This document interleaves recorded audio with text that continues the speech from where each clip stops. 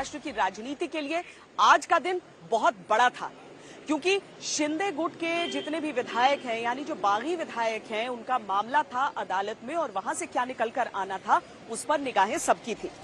सूत्रों से मिली जानकारी के अनुसार महाराष्ट्र बीजेपी को अब सरकार बनाने की उम्मीद नजर आने लगी है। कहा यह जा रहा है कि शिंदे का बागी गुट और बीजेपी सरकार से बहुमत परीक्षण की मांग कर सकते हैं या फिर स्वतः संज्ञान लेते हुए प्रदेश के राज्यपाल महाविकास अघाड़ी को फ्लोर टेस्ट के लिए कह सकते हैं।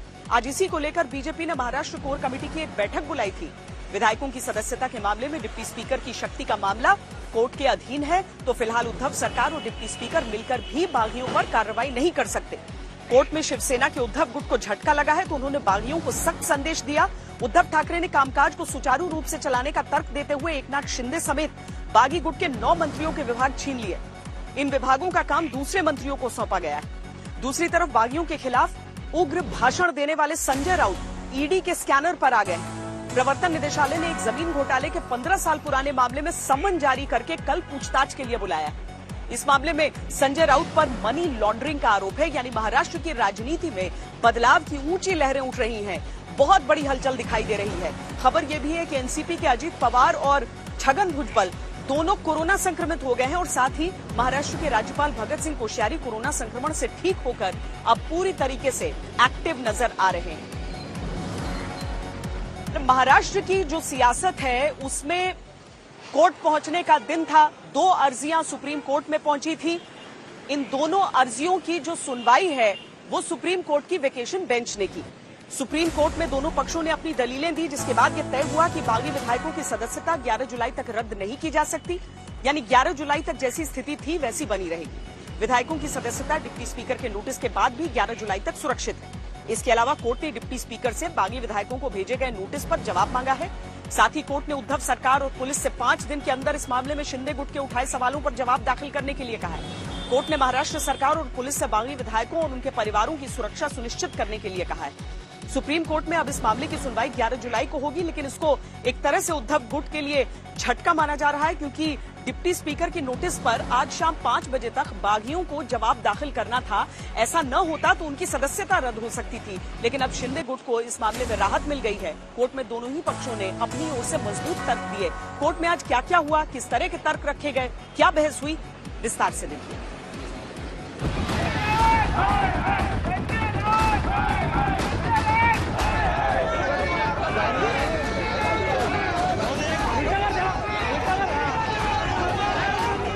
एक पक्ष की राहत, दूसरे पक्ष की मुसीबत, यही महाराष्ट्र की राजनीति में भी हुआ।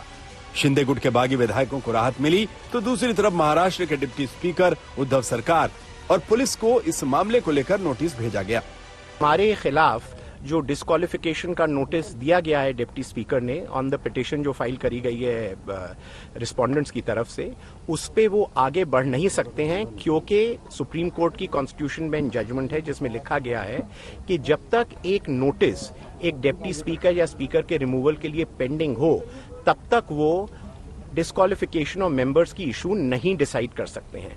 कोर्ट ने दूसरी साइड को टाइम फाइल करने का रिप्लाई फाइल करने का टाइम दिया है और इन द मीन टाइम ये कहा है कि हमारा समय जो आज एक्सपायर कर रहा था 5 बजे 27 को, वो रिप्लाई फाइल करने का टाइम 12 जुलाई तक एक्सटेंड का 12 या 11 वो आप चेक कर लीजिएगा, एक्सटेंड कर दिया गया है।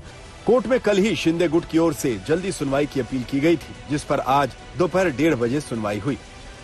शिंदे गुट की ओर से वकील नीरज किशन कौल ने पक्ष रखा और डिप्टी स्पीकर के कदम की आलोचना करते हुए इसे संवैधानिक प्रक्रिया के प्रतिकूल बताया। इस पर कोर्ट ने पूछा कि आप पहले हाई कोर्ट क्यों नहीं गए। इस पर कौल ने कोर्ट से कहा कि बागी विधायकों के परिवार पर हमले हो रहे हैं। पार्टी के प्रवक्ता बयान दे रहे हैं कि 40 लाशें लौट कर आएंगी। बागी विधायकों को धमकियां मिल रही हैं, इसीलिए मुंबई जाकर हाई कोर्ट में सुनवाई करना मुश्किल है। कोर्ट ने इस केस में सुनवाई के लिए 2 तथ्यों पर ध्यान दिया। पहला ये कि बागी विधायकों की आजादी और जीवन पर खतरा है। दूसरा, डिप्टी स्पीकर की ओर से मिले नोटिस का जवाब देने के लिए बहुत कम समय दिया गया था। इस पर कौल ने अरुणाचल प्रदेश के एक केस का उदाहरण देते हुए कहा कि स्पीकर कम समय देकर अपनी शक्ति का दुरुपयोग कर रहे हैं। कोर्ट में इसके बाद डिप्टी स्पीकर के खिलाफ अविश्वास प्रस्ताव के पक्ष को पेश किया गया। दावा किया गया कि वो सदस्यता रद्द करने का फैसला नहीं ले सकते, क्योंकि उनके खिलाफ अविश्वास प्रस्ताव पेश हो चुका है।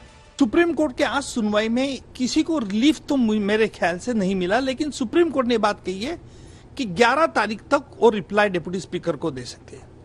लेकिन जहां तक काउंटर एलिगेशंस थे महाराष्ट्र गवर्नमेंट की तरफ से और 12 विधायकों की तरफ से, और इसीलिए सुप्रीम कोर्ट ने कहा कि महाराष्ट्र गवर्नमेंट के जो डिप्टी स्पीकर है और शिवसेना के जो प्रतोद है उनको हलफनामा कोर्ट में दर्ज करने के लिए कहा, और इसकी पूरी सुनवाई 12 तारीख को होगी।